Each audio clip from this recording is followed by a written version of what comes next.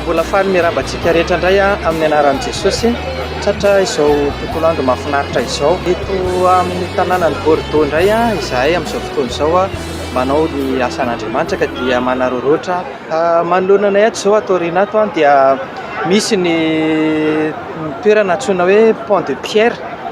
Izy io zany tamin'ny taona efa tamin'ny 1810 tany, tamin'ny andron'ny Napoléon Bonaparte izy namibaiko hoe amboary io pont io, ka io pont io mampisaraka amin'ity Garonne ity. Garonne zany ny anaran'ity rano mandeha ity amin'ny rive droite, azafady rive droite ary apita ary tamin'izany dia tsy maintsy miampita lakana na sambo rehefa te handeha hoan'ny olona na misy fiantsenana na misy varotra na misy inona ho atao dia sahirana ny olona.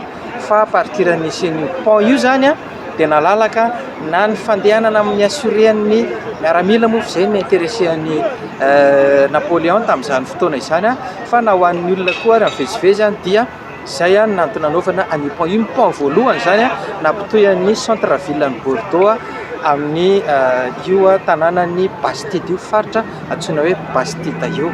Fa ny zavatra mamperitreritra zany dia izao faly ny olona satria izay ny lalana nandehanana tany. Misy tenin'Andriamanitra ary havana Jesosy miteny hoe izao ny lalana sy fahamarinana ary fiainana, tsy misy makany amin'iray afa-tsy amin'ny alalako. Jesosy ry havana ny lalana tokana andehanantsika any amin'ny ray.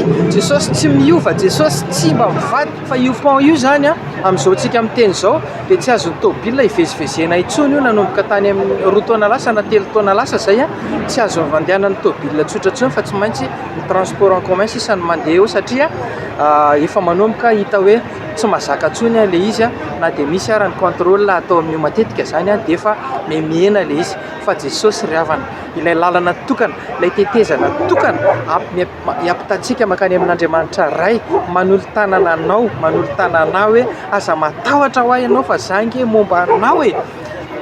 Misy teny anankiray izay malaza dia malaza tokoa manao hoe je ne vous promets pas un parcours facile mais une arrivée à bon port.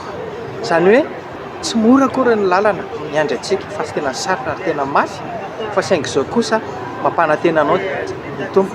Fa raha tena izy tokoa no mitantana antsika, raha tena izy tokoa no momba antsika, tsy maintsy tafity ianao e, tsy maintsy tafity ianao ry havana.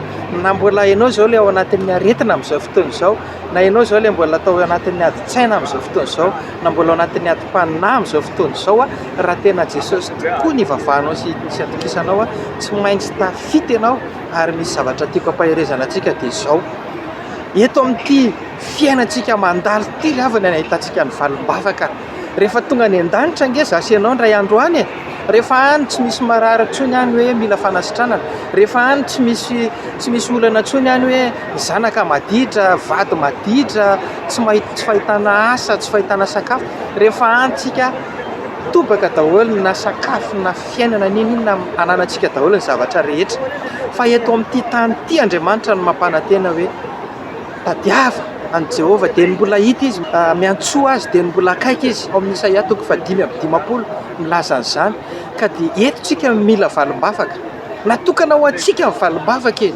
Ataovy anatin'ny fosiny sainao zany hoe rehefa any tsy misy valim-bavaka ilaiko intsony any, fa eto mila valim-bavaka. Raha eto ianao zany mila ny Jesosy atsoa izy fa tsy mbola ny avinavina izy, mbola tsy nandahana izy mihitsy izy niteny izy hoe izay mandondona no voany, izay mitady no ahita. Ka dia tadiava izy amin'ny fonao rehetrarehetra fa tsy maintsy mahita ianao, tsy maintsy tafity ianao izay maharitra hatramin'ny farany lovinjeny.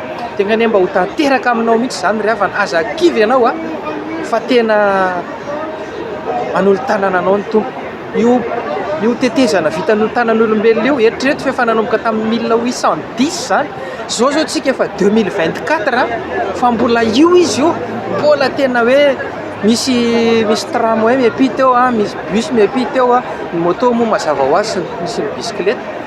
Fa ny tômôbilina tsotra efa tsy afaka makeo intsony. Fa Jesosy ry havana tamin'ny 2 taona lasa izy izay no nampanantena antsika hoe inona ny tiana ho ataoko aminao ho ataony aminao zany. Tsy miova holy ny Jesosy tsika omaly anio ary mandrakizay dia mahereza ianao ary izao afatra izao azonao ampitaina amin'ny olona izay tianao ho ampaherezana dia ampita-potao foana. Fa aleo ary ny tenin'Andriamanitra ny ampita-pitaina mameno ny tambajotra serasera tahaka izao e, mba maheno tenin'Andriamanitra ny olona e, fa maha-kristianina anao dia ampitao izany sao dia mba mampahery ny namantsika e, dia ny voninahitra ho an'Andriamanitra irery mahery izy daholo tokoa.